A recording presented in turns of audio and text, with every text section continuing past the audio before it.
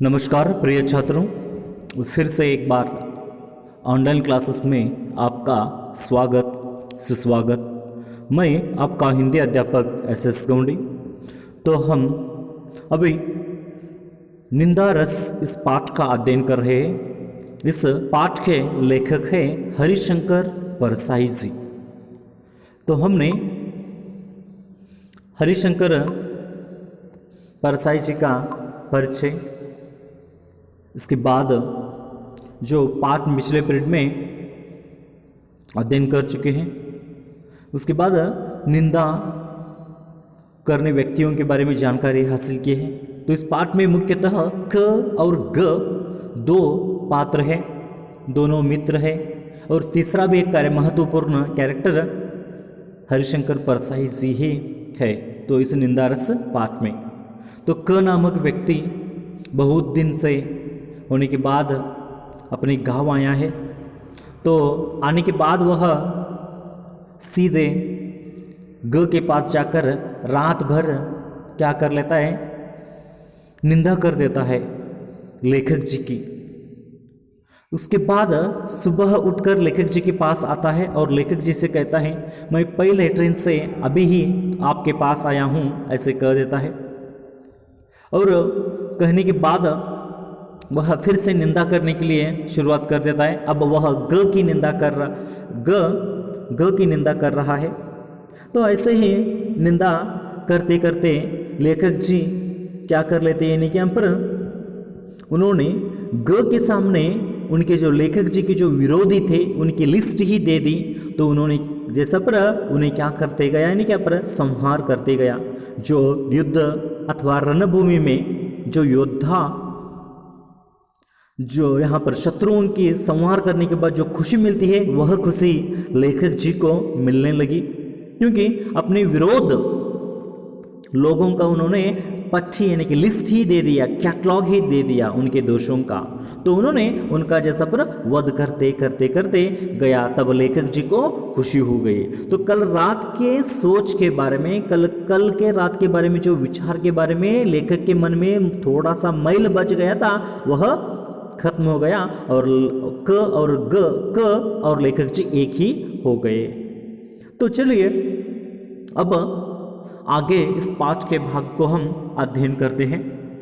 तो निंदा की ऐसी ही महिमा है, दो चार निंदकों को एक जगह बैठकर निंदा में निमग्न देखिए और तुलना कीजिए कि दो चार ईश्वर भक्तों से जो रामधुन लगा रहे हैं।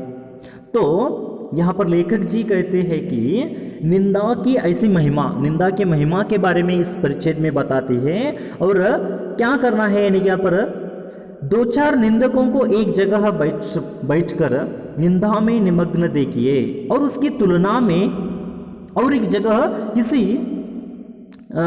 जैसा पर तुलना कीजिए कि दो चार ईश्वर भक्तों से रामधुन लगा रहे हैं। यानी कि दो जैसा पर समूह के बारे में तुलना करने के लिए कहते हैं। दो चार लोग क्या कर रहे हैं, एक जगह बैठकर निंदा कर रहे हैं, और दो चार लोग क्या कर रहे हैं, यहाँ पर राम की धुन गा रहे हैं, राम की प्रार्थना कर रहे हैं, राम की जैसा पर भक्ति में लीन है।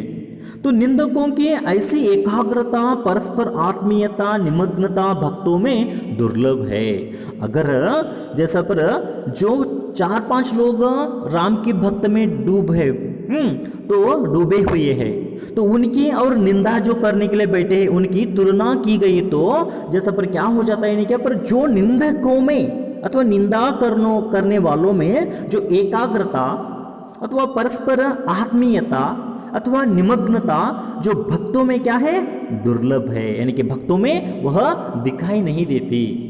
यानी कि भक्ति से ज्यादा निंदा करने में लोग क्या हो जाते हैं, यहाँ पर मग्न हो जाते हैं।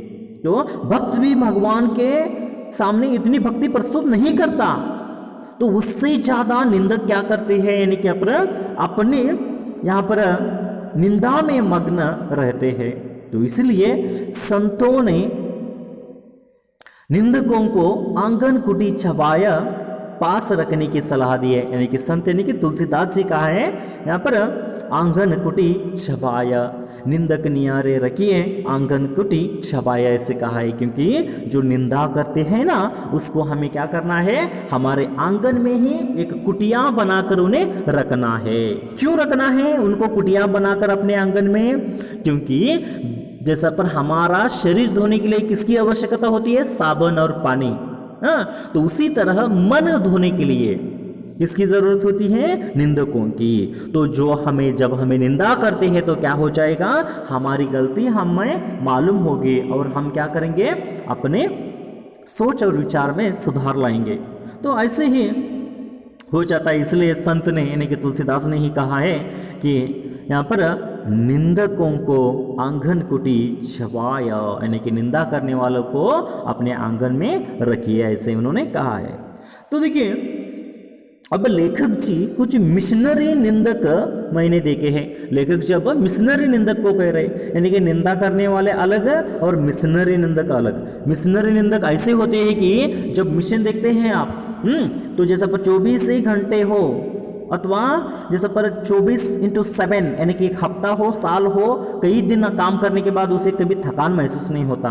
तो ऐसे जैसा पर कुछ मशीनरी निंदक होते हैं, हमेशा के लिए यहाँ पर निंदा करने में ही 24 घंटे लगे रहते हैं। तो उनके बारे में यहाँ लेखक जी कहते हैं, हरिशंकर परसाई जी, उनका किसी से बैर नहीं, द्वेष नहीं, वे किसी का बुरा नहीं सोचते।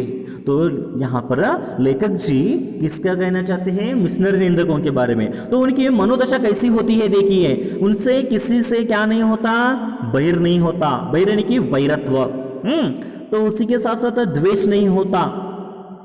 वे किसी का बुरा नहीं सोचते, किसी के बारे में बुरा करना है उन्हें ऐसे नहीं सोचते, पर 24 घंटे वे निंदा कर्म में बहुत पवित्र भाव से लगे रहते हैं। तो देखिए किसी के प्रति गुस्सा न होना, किसी के प्रति क्रोध न होना, किसी के प्रति द्वेष न होना, फिर भी किसी के बारे में बुरा नहीं सोचते हैं, फिर भी 24 घंटे क्या करते हुए निंदा के कर्म में, निंदा के काम में अपने आप को डुबोए रहते हैं। और पवित्र, वह भी बहुत पवित्र भाव से।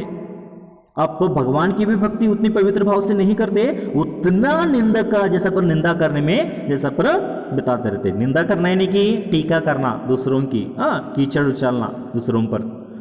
तो देखिए उनकी नितांत निर्लिप्तता, निष्पक्षता यहाँ पर इसी से मालूम होती है कि वे प्रसंग आने पर अपने आप की पगड़ी भी उसी आनंद से उछालते हैं। तो वह क्या करते हैं, यानी कि यहाँ पर उनकी नितांत निर्लिप्तता, निष्पक्षता, यानी कि किसी का भी जैसा पर हिस्सा लेना नहीं है, किसी एक और न्याय नहीं करना है, यानी कि निष्पक्षपात, हमें क्या करना है, न्याय करना चाहिए। तो ऐसे वह रहते हैं। और उसी के साथ साथ प्रसंग आने पर अथवा समय आने पर निंदा करते करते खुद की भी पगड़ी उछाल लेते हैं, यानी कि खुद के बारे में भी निंदा करते रहते, उन्हें मालूम ही नहीं होता है।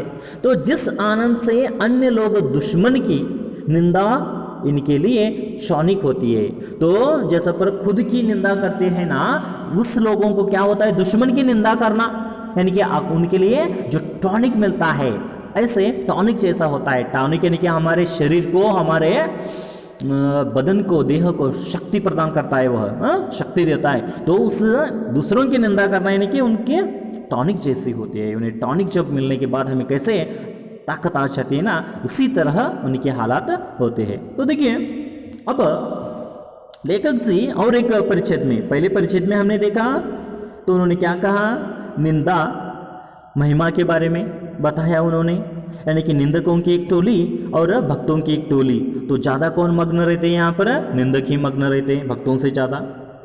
तो मशीनरी निंदकों के बारे में और एक परिच्छेद में कहा, तो मशीनरी निंदक ऐसे ही होते हैं जैसा पर खुद किसी के बारे में द्वेष न होना, किसी के बारे में बैर न होना, फिर भी 24 घंटे निंदा में लगा रहना, वह भी निष्पक्ष निर्लिप्तता और निष्पक्षता से।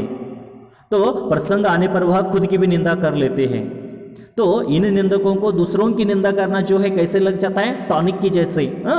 तो देखिए अब अगले परिच्छेद में क्या लेखक जी क्या बताना चाहते हैं, देखिए ट्रेड यूनियन के इस जमाने में निंदकों के संग बन गए। ट्रेड यूनियन यानी कि सभी तरफ देखते हैं हम यूनियन ही संघ है, संगठना लोग है, जैसे कुछ भी कोई भी संगठना बनते हैं, राम सेना हो अथवा नव भारत सेना हो, भारत नव भारत निर्माण सेना हो, स्वामी विवेकानंद सेना हो, ऐसे बहुत सारी सेनाएं हैं, और संगठनाएं हैं। तो ऐसे यहाँ पर निंदकों की भी एक संगठना हो गई है आज के जमाने में, ऐसे लेखक जी को कहना है।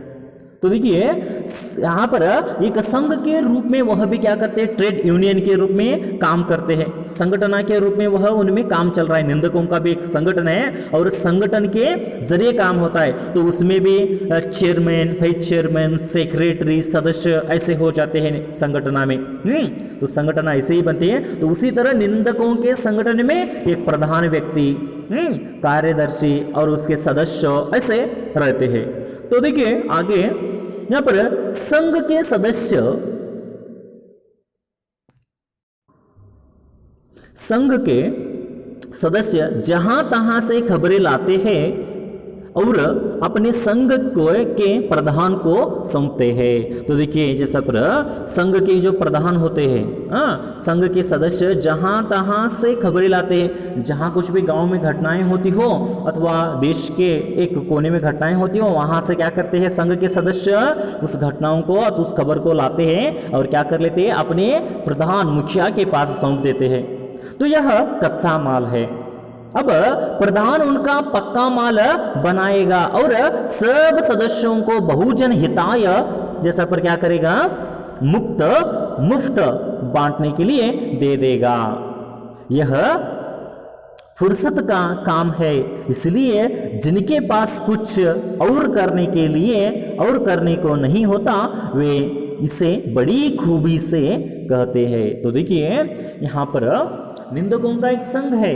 तो कुछ निंदकों के सदस्य क्या कर लेते हैं, जो भी कुछ भी घटनाएं होती है देश काल में, वह उस खबर को अपने प्रधान के यहाँ लाकर जैसा पर सौंप देते हैं।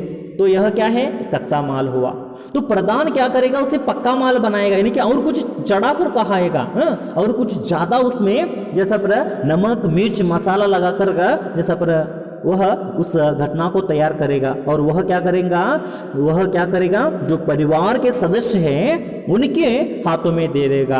तो परिवार के सदस्य कैसे होते हैं, बहुजन हिताय, दूसरों के बारे में हित चाहने वाले। तो उनके हाथ में यह खबर दे देगा। तो वह क्या करेंगे, मुफ्त बांटने के लिए बांटेंगे। तो मुफ्त बांटेंगे। तो यह फुर्सत का काम है, यानी कि जिसे समय रहता है, जिसे वक्त रहता है, वही काम करता है फुर्सत से वक्त निकालकर।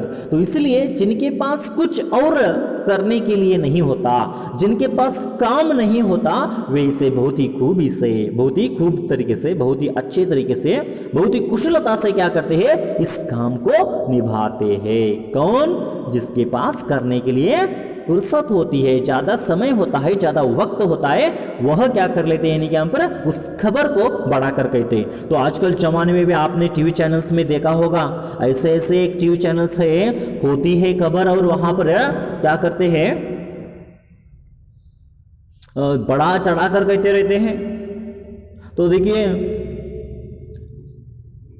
एक इतना एक छोटा सा सांप है समझ लीजिए, उसको क्या कर देते हैं, इतना बड़ा सांप है कि जैसा पर लोग उसे देखकर भयभीत हो रहे, ऐसे कहने लगते हैं, यानी कि बात को बड़ा चढ़ाकर कहना। तो ऐसे करते रहते हैं। तो आगे देखिए, एक दिन हमसे एक ऐसे संघ के अध्यक्ष ने कहा, तो लेखक जी यहाँ पर कहते हैं, एक संघ के अध्यक्ष आकर लेखक जी से ऐसे कह देता है यहाँ पर, यार आजकल लोग तुम्हारे बारे में बहुत बुरा बुरा कहते हैं। हमने कहा आपके बारे में मुझसे कोई बुरा नहीं कहता। लोग जानते हैं कि आपके कानों के घूरे में इस तरह का कचरा मजे में डाला जा सकता है। तो देखिए लेखक जी एक संघ के अध्यक्ष आकर लेखक जी से जैसा पर कहता है, लेखक जी आपके बारे में जो समाज के अथवा दुनिया में जो लोग हैं बहुत बुरा बुरा कहने लगते हैं, बुरी बुरी बात करने लगते हैं। तो लेखक जी उसके जवाब में कहते हैं, तो आपके बारे में मुझसे कोई बुरा नहीं कहता है। लोग जानते हैं कि आपके कानों के घुरे में तो कान के जो जैसा पर रंध्र होल है उस घुरे में जैसा पर क्या है, इस तरह का कचरा मजे में डाल दिया गया है। मजे में यानी कि यहाँ पर मजाक करने में ही आपके कानों में यह कचरा डाल दिया है, यह सोच डाल दी है। ऐसे कौन कहता है यहाँ पर? लेखक जी कहते हैं। तो देखिए ऐसा भी हो जाता है कि कोई लोग कैसे भी होते हैं कि जैसे पर किसी के बारे में अफवाह उठाना, किसी के बारे में जो चीजें नहीं होती, घटनाएं नहीं होती, वही दूसरों को बताते हुए जाना। तो इसलिए लेखक कहते हैं जो कोई मजे से आपके कानों में यह कचरा डाला है, इसलिए आप इसके तरफ ध्यान मत दो, ऐसे कह देते हैं। तो देखिए कुछ लोग झगड़ा लगाने में भी जैसा पर माहिर होते हैं, मशहूर होते रहते हैं। इसकी यहाँ की चीज़ वहाँ करना, वहाँ की चीज़ यहाँ करना, एक दूसरे को निंदा करना और झगड़ा लगा के जैसा पर उसको क्या करना, सेंकते हुए बैठना, दहकती आग को, दहकती आग यानी कि आग यानी कि झगड़ा। तो देखिए आगे अगले परिच्छेद में क्या कहते हैं, ईर्ष्या द्वेष से प्रेरित निंदा भी होती है।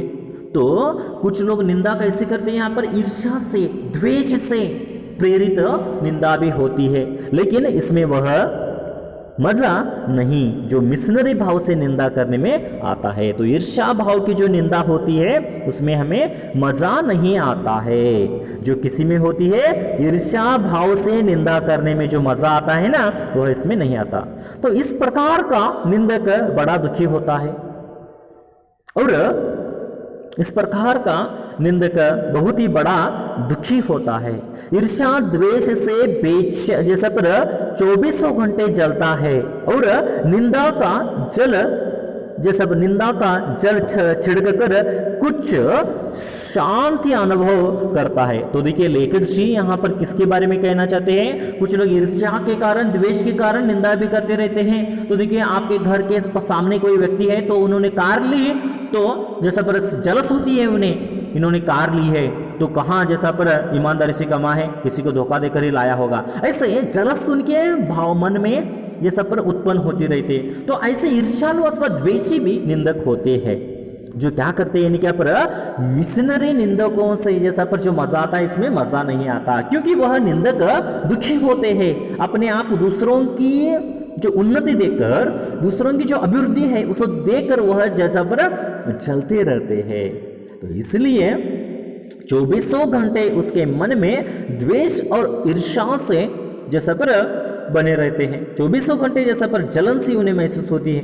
तो निंदा का जल छिड़कर कुछ शांति अनुभव होती है, यानी कि उनके ऊपर कुछ निंदा करना, उसे गालियां देना, उसके बाद उन्हें क्या हो जाता है, मन को शांति मिल जाती है। तब तक उन्हें शांति नहीं मिल जाती। तो देखिए ऐसा निंदक बड़ा दयनीय होता है। तो ऐसा जो निंदक होता है वह बहुत ही करुणाजनक दयनीय होता है। अपनी अक्षमता से पीड़ित वह बेचारा दूसरे की यहाँ पर रक्षा, दूसरों की क्षमता के चांद को देखकर सारी रात श्वान जैसा भौंकता है। यानी कि यहाँ पर लेखक जी को क्या कहना है, जो अपनी अक्षमता यानी कि उनमें क्षमता नहीं होती है, जैसा पर उन्हें देखिए जैसा पर अच्छा बहुत सारा जैसा पर क्या करते हैं, क्रिकेट सचिन तेंदुलकर अच्छा खेलता है, तो कुछ लोगों में यह क्षमता नहीं है तो क्या करते हैं, कुछ लोग सचिन तेंदुलकर से जलते हैं, ये क्या खेलते हैं, वो क्या करते हैं, सेंचुरी क्या किसी ने बनाया या नहीं है क्या, वो अकेले बनाए हैं क्या, ऐसे जलते रहते हैं। तो जिसमें अक्षमता से पीड़ित वह बेचारा दूसरे की क्षमता को जो चांद देखकर, दूसरों की क्षमता के चांद को देखकर, यानी कि जो उन्नति करता है उसे देखकर सारी रात क्या करते हैं, श्वान यानी कि कुत्ता, तो कुत्ते जैसा भौंकता रहता है। इन्होंने ऐसा किया, उन्होंने ऐसा किया, उन्होंने गलत किया, यानी कि भौंकते रहना, क्योंकि वो ने उसके प्रति क्या है, यानी कि यहाँ पर अक्षमता है, क्षमता ही नहीं है। तो देखिए ईर्ष्या द्वेष से प्रेरित निंदा करने वाले को कोई दंड देने की जरूरत नहीं है। तो ईर्ष्या अथवा द्वेष से द्वेष से जो निंदा करते हैं उसे कोई दंड देने की जरूरत नहीं है, क्योंकि वह निंदक बेचारा स्वयं दंडित होता है। तो नीचे यहां पर वह क्या करता है, ईर्ष्या अथवा निंदा के द्वारा जैसा पर किसी की निंदा करता है ना, ईर्ष्या द्वेष के बारे में, उसे कोई शिक्षा देना अथवा दंड देना आवश्यक नहीं है।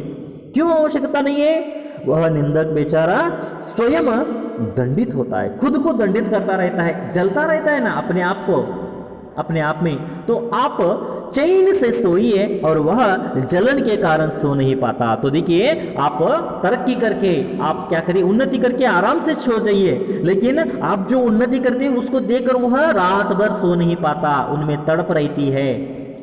तो यही उनका दंड है। तो उसे और क्या दंड चाहिए?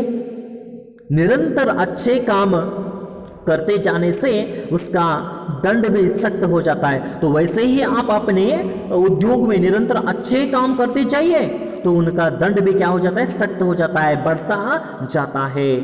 तो जैसे एक कवि ने एक अच्छी उदाहरण के लिए लेखक जी बताते हैं, देखिए कैसे ईर्ष्यालु होते हैं।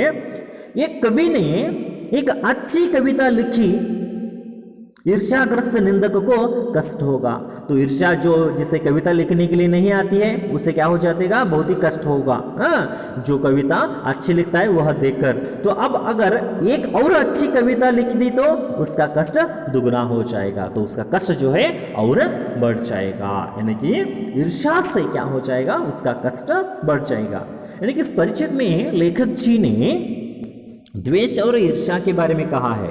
जो ईर्ष्या से निंदा करते हैं ना, वह मिशनरी भाव से जो मजा आता है उसमें नहीं आता है, क्योंकि ईर्ष्या के साथ निंदा करते हैं उसमें क्या हो जाता है, यानी कि पर उनमें उनको मन की शांति नहीं मिलती है। वो हमेशा के लिए 24 घंटे उनके प्रति चलते रहते हैं, जलन से महसूस होती रहती है, रात भर कुत्तों की तरह भौंकते रहते हैं, उन्हें नींद ही नहीं आती। तो इससे ज्यादा दंड क्या देना चाहिए, ऐसे लेखक जी यहाँ पर सोचते हैं।